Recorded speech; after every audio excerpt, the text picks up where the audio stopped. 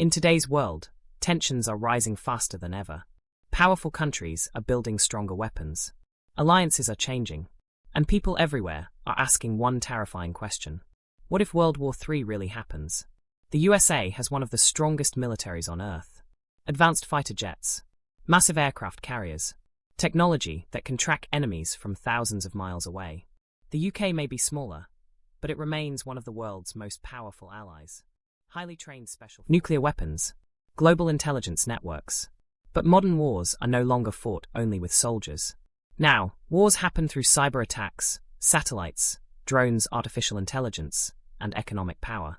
One mistake between world powers could affect millions of lives overnight.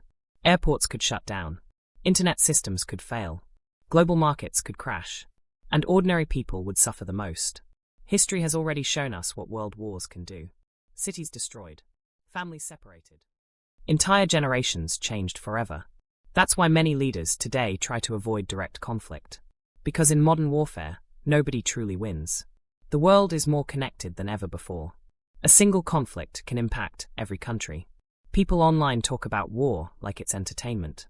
But real war brings fear, loss, and chaos. The real power is not destruction. The real power is preventing war before it begins.